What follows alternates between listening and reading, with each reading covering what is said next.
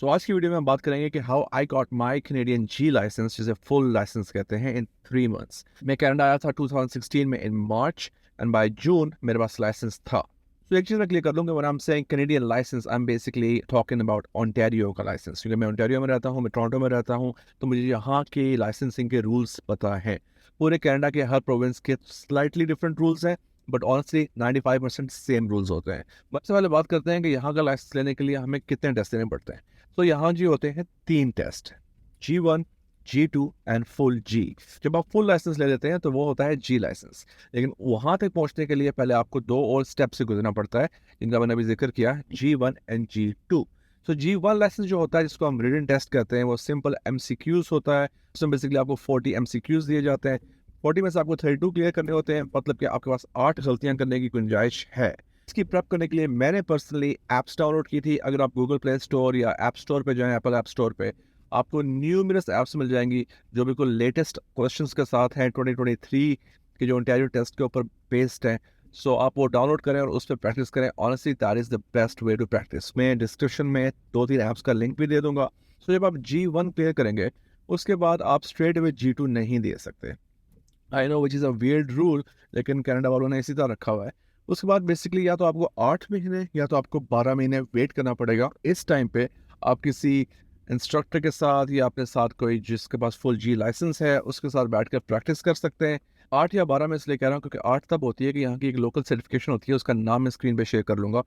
अगर आप वो सर्टिफिकेशन कर लेते हैं तो फिर वो 12 के बजाय आपको 8 महीने के अंदर ही G2 के लिए प्रिपेयर होने देते हैं। सो G2 टेस्ट में होता क्या है? G2 टेस्ट में आपका प्रॉपर ड्राइविंग टेस्ट होता है, लेकिन द ओनली डिफरेंस इज कि उसमें आपको हाईवेज पर नहीं ले जाते हैं।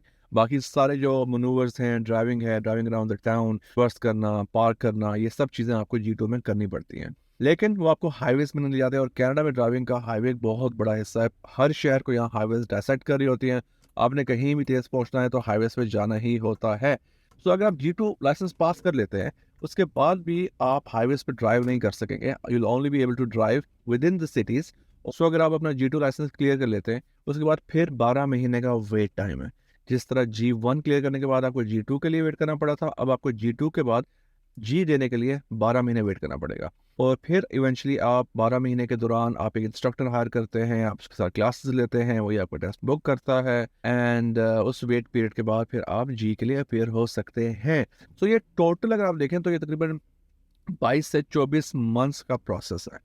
और बहुत सारे लोगों के लिए ये प्रोसेस बहुत ज़्यादा लेंथी है, क्योंकि कुछ लोग ये भी सोच के कनाडा आते हैं कि उन्होंने उबर चलानी है। कुछ लोगों की जॉब्स जो होती हैं वो काफ़ी दूर होती हैं, सो उनको ड्राइव करके जाना पड़ता है। कुछ लोगों को हाईवेज यूज़ करनी पड़ती हैं। सो अब आप इस टाइम पीरियड को कट शॉर्ट कैसे कर सकते हैं? तो मैंने G1 रिटन टेस्ट देने के बाद डायरेक्ट जी के लिए अपेयर किया था। और कैसे किया था?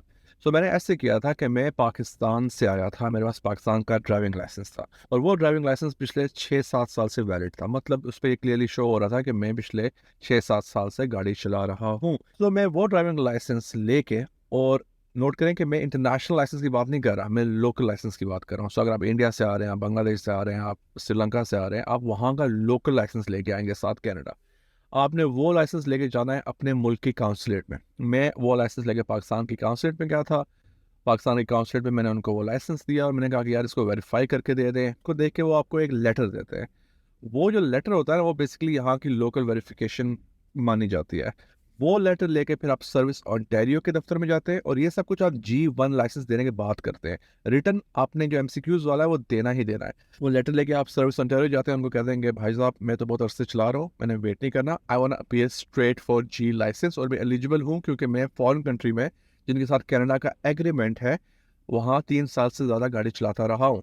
सो ये भी आप नोट करें कि हर मुल्क के साथ आप ऐसा नहीं कर सकते। देयर आर सर्टेन कंट्रीज जिनके साथ कनाडा का एग्रीमेंट है, और उस एग्रीमेंट की वजह से आप वहाँ का ड्राइविंग एक्सपीरियंस यहाँ कनाडा में यूज़ कर सकते हैं।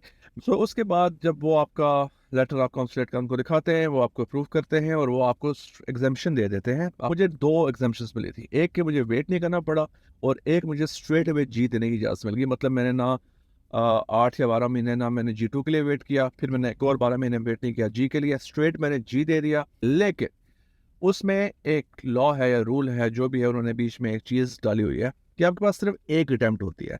अगर आप उस अटैम्प्ट में क्लियर नहीं करते, खुदा न खासा फॉर व्हाटएवर रीज़न, आपको फिर G2 देना पड़ेगा और फिर G देना पड़ेगा। मतलब ये नहीं हो सकता कि आप फेल भी कर लें और फिर बार-बार G देते रहें।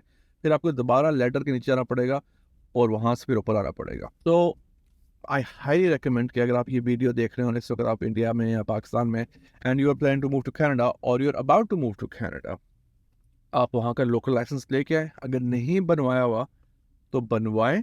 सो फिर हम बात करते हैं थोड़ा सा कि आपने टेस्ट किस तरह देना है, प्रिपेयर किस तरह करना है। G1 में तो मैंने पहले मेंशन कर लिया था कि आप ऐप डाउनलोड करें, उससे तैयारी करें। G2 के लिए आपको इंस्ट्रक्टर हायर करना पड़ेगा। यहाँ बहुत सारी ड्राइविंग टीचिंग कंपनीज हैं एंड मैंने तकरीबन, इवन दो मैं इतना अरसे से पाकिस्तान से गाड़ी चला रहा था, लेकिन उसके बावजूद मैंने 5 लाइसेंस लिए थे, क्योंकि हमारे मुल्कों में ड्राइविंग बिल्कुल और है, यहाँ की ड्राइविंग बिल्कुल और है। आप ज़रूर एटलीस्ट 4-5 लेसन्स लें। इवन अगर आप जितने भी अच्छे ड्राइवर अपने आपको समझते हैं, आप जितने भी अच्छे से इंडिया पाकिस्तान में गाड़ी चलाते आए हैं, आप लेसन ज़रूर लें। तो उससे आपको ये होगा कि आपको लोकल लॉज का, साइंस का, यहाँ के एथिक्स हैं कुछ ड्राइविंग के जो हम उन मुल्कों में फॉलो नहीं करते। सिर्फ फॉर एग्जाम्पल एक रूल मैं आपको बताता हूँ, इस तरह हम लेन चेंज करते हैं तो पाकिस्तान इंडिया में तो हम बिल्कुल आराम से मोड़ लेते हैं, चक्कर कोई नहीं, इशारा भी ना देते तो कोई मसला नहीं है। यहाँ आपको लेन चेंज करते हो थोड़ा सा यूँ लेफ्ट देखना पड़ता है कि सड़क से गाड़ी आ रही कि नहीं आ रही। सो ये एक चीज़ थी जो मैं बिल्कुल पाकिस्तान में नहीं करता था और यहाँ आके मैंने सीखी। और जब आप टेस्ट दे रहे होते हैं ना, तो you have to be at your best behaviour. बाद में आप लाइसेंस ले लो तो चलो यार चल जाता है काम, बंदा थोड़ा टिल्ला भी चलाता रहे तो कोई मसला नहीं है। लेकिन टेस्ट में आप गलती करेंगे तो फेटल साबित होगी और आप फेल हो जाएंगे। नाउ आपने क्लासेस ले ली हैं और अब आप टेस्ट के लिए अपीयर होना चाहते हैं। आपने एक और चीज़ करनी है कि आपने, अगर आप बड़े शहर में आ रहे हैं, जैसे वैंकूवर, टोरंटो या कनाडा के किसी और बड़े शहर में आ रहे हैं, तो आप उस शहर के अंदर अपना टेस्ट बुक नहीं करवाना। ये जो बड़े शहर होते हैं उनकी ड्राइविंग डिफ़िकल्ट होती है, वहाँ हाईवेज़ भी होती हैं, वहाँ रश भी ज़्यादा होता है, वहाँ बड़ी रैश ट्रैफिक भी होती है। अगर आपका इंस्ट्रक्टर समझदार है तो वो खुद ही आपको किसी स्मॉल टाउन में ले जाएगा। अगर वो नहीं ले जा रहा तो आपने उसको कहना है कि यार मुझे टोरंटो के अंदर या GTA के अंदर ना करवाएं, मुझे कोई आगे भी चले जाके किसी छोटे टाउन में करवाएं जहाँ हाईवेज़ ना हो, ट्रैफिक कम हो, मैं टेस्ट देते हुए कंफर्टेबल फील करूँ। मैंने खुद टेस्ट गल्फ में दिया था, जो टोरंटो से तकरीबन 70 किलोमीटर्स दूर एक जगह है नॉर्थ वेस्ट में। टोरंटो के लोग हैं वो ऑरेंजविल जाते हैं, ब्रैंडफर्ड जाते हैं, रिमोट एरियाज में जाके देते हैं, वहाँ टेस्ट पासिंग रेशो हायर है। So with in the city जितने भी इलाके होते हैं ना, यूजुअली उनकी परसेंटेज सबसे लो होती है पासिंग की। जब आप रिमोट एरियाज में जाएँ तो उनकी हाई होती है। मैंने भी रिमोट एरिया में दिया था, आई पास द फर्स्ट टाइम। सो मैं क्या करता हूँ कि मैंने क्या किया, जब मैं कनाडा आया, मैंने पाकिस्तान का लाइसेंस लेके पाकिस्तानी काउंसलेट गया, वहाँ से मैंने उसको वेरीफाई करवाया, वेरीफाई करवा के मैंने वहाँ से एक लेटर लिया, जो लेटर जाके मैंने सर्विस ओंटारियो को दिया। वहाँ मैं ऑलरेडी G1 टेस्ट दे चुका था, G2 की मुझे एग्जामेशन मिली, टाइम पीरियड की मुझे एग्जामेशन मिली, मैंने स्ट्रेट G अपीयर किया। G अपीयर करने से पहले मैंने 5 लेसन्स लिए। मैंने शहर से बाहर जाके अपना टेस्ट बुक करवाया एक छोटे टाउन में जहाँ ड्राइविंग आसान होती थी, एंड फर्स्ट टाइम में I passed. That's how I got my licence in exactly 3 months। So use this tips और आपको भी 3 से 4 महीने के अंदर इंशाल्लाह लाइसेंस मिल जाएगा। If you have any questions please comment them and I will try to answer them.